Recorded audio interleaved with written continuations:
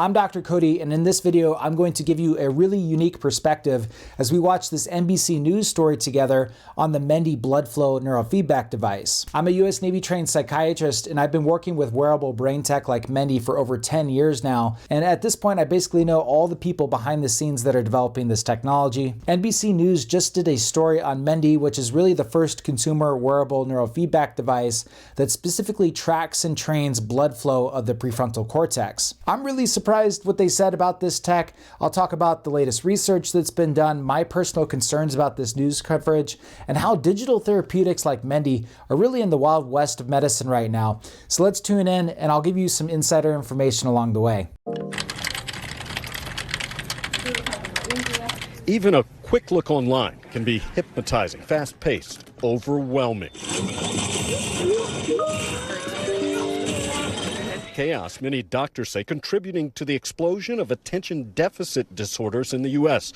According to the CDC, more than 14 million Americans have ADHD, including close to 6 million children. And when we're on screens, our brain is literally dumping dopamine, the neurotransmitter that is so important for focus. So first off, I thought it was interesting that they interviewed this psychiatrist, Dr. Stephen Storage, because I know he works at Amen Clinics, which is interesting because Dr. Daniel Amen, who founded those clinics, and his group of doctors that work there, they're famous for using high-end brain imaging called SPECT scans to help diagnose mental health disorders like ADHD based on blood flow patterns. And it makes sense that they would be taking a look at a device like Mendi that allows their patients to train their brain to revert blood flow patterns back from an ADHD pattern more back to a pattern that they tend to see with people that are healthy and don't have ADHD symptoms. Focus is something 11-year-old Clinton Pierce and his parents say he struggled with for years.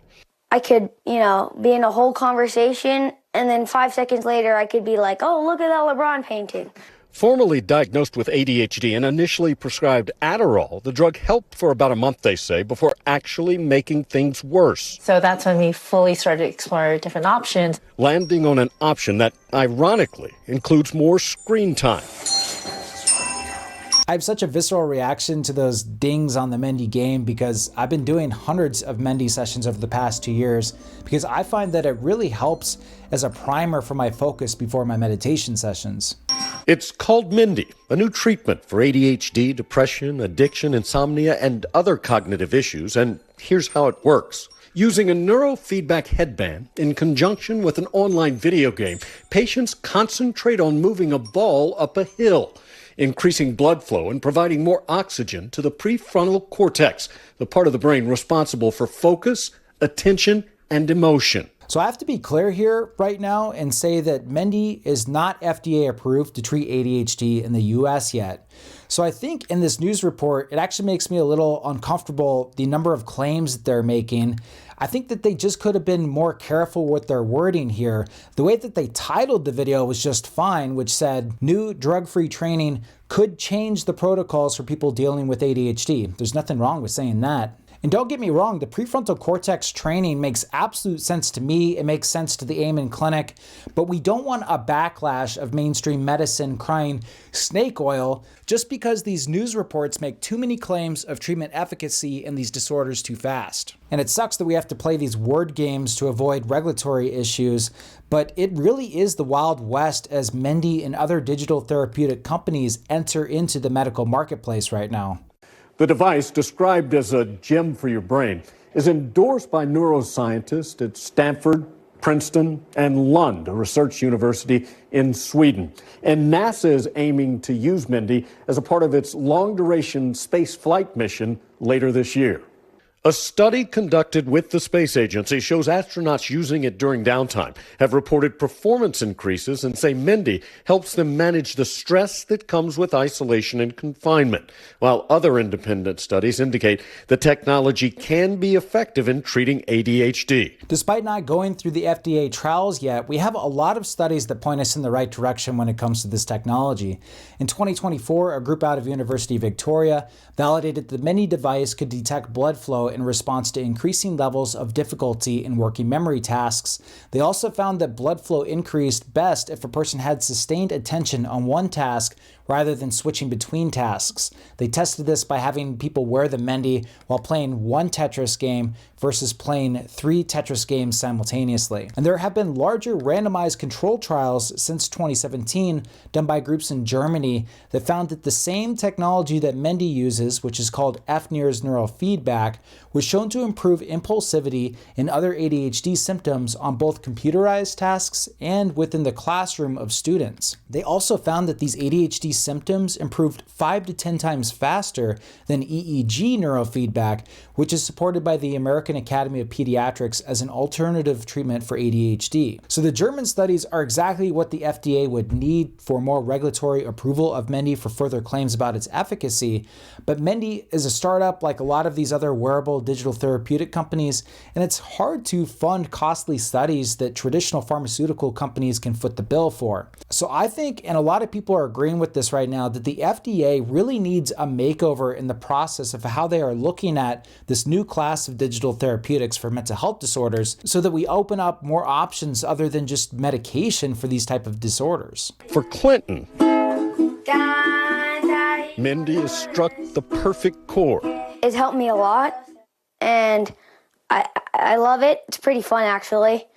He isn't taking medicine anymore and says using Mendy for about 10 minutes a day, along with a healthy diet, meditation, and therapy, has helped him excel as an athlete and in the classroom, where he was just named the 5th grade student of the semester. I have seen people shout from the mountaintops that Mendy cured their ADHD, and I've also seen some people say that it didn't do much for them at all. What we're learning from brain imaging is that there are different things that cause ADHD-like symptoms that don't necessarily come out of reduced blood flow to the prefrontal cortex. Things like poor sleep quality or certain types of depression may not respond to Mendy training like a blood flow deficit in the prefrontal cortex for ADHD would. What we really need is improved diagnostics for targeted treatment. I think that having a specific type of ADHD that has reduced blood flow to the frontal lobe can be really helped by this tech. But that's where the improved diagnostics come in. Right now, it's more of trial and error, so you just basically buy the device and try it out, and it might really help you, but if not, you could return it to the company. It would be great if there was an option like Dr. Steven Storage does at the Amen Clinic, which is use SPECT scans to make a diagnosis, but those scans can cost up to $2,000 each.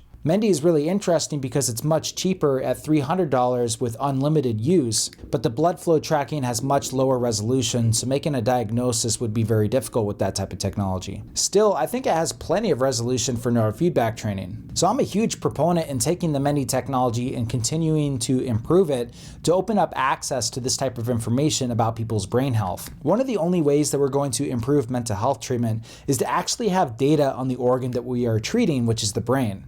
I think it's really helped my attention and focus on somebody speaking. In class, maybe I'd get up and like do a little doodle during class like last year.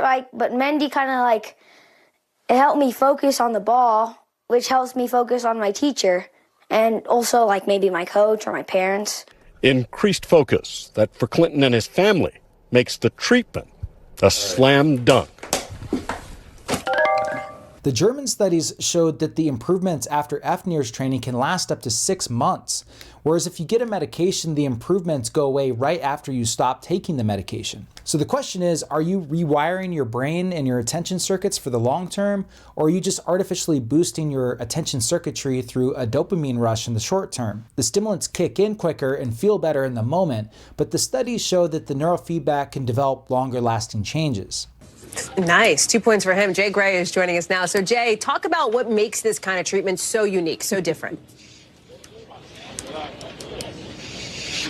Yeah, and when you think about it, it really makes sense, Hallie. Doctors tell me it treats the actual physical issue in the brain, unlike prescriptions, which really just treat the symptoms of ADHD and other problems. So it really goes straight at the issue here. If you had a heart problem, you'd treat the heart. You wouldn't treat the fact that you're winded, the fact that you couldn't climb stairs. You would treat the heart. So they say that's what makes this so different. No prescription is required, obviously. And a lot of the patients say it works in combination with a cleaner diet, more exercise, and in some cases even therapy. But there are a lot of patients, dozens, that we've talked to that have quit taking medicines fully because they are now using Mindy as a part of their regimen. One other note, and we've talked about the different applications for this.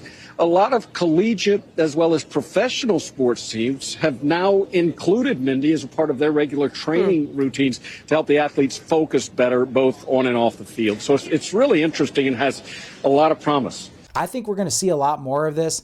Athletes really want the edge, and we've seen more and more use of these neurofeedback technologies in the NFL, UFC, and Major League Baseball, for example. I think a lot of this falls into mindfulness training, which has been shown to have a wide range of cognitive benefits to include improved reaction time. Could it have an impact on the pharmaceutical industry more broadly, Jay? Yeah, I mean, you would think that a lot of parents and some that we've talked with say the last thing I want is to have my kid taking medicine all the time and having to use that medicine because they feel like it changes them in many ways. So I guess it could, but there are many patients, and I think it's important to point this out, that still get great benefits from those prescription medicines. So it's not going to go away, obviously, and for some, that's what works, and they'll continue to use it. Yeah, it's all about how many tools you can get in that toolbox, it seems. Jay Gray, thank you very much, live for us on that. Yeah, you can use neurofeedback training and medications in combination. Research shows that both therapy and medication often works the quickest. If you have severe ADHD that you want to get a quick reduction in symptoms of, do the medication, but also do mindfulness trainings like the Mindy to reshape your brain circuitry over the long run, because the evidence suggests that people that engage in ADHD type therapy treatments reduce the amount of dosages of ADHD meds that they have to be on, and maybe even stop the medications altogether. If you want to take a deeper dive on the research that I mentioned in this video to include the Mindy working memory and Eftner's ADHD studies, take a look at this video here, and I'll see you on the other side.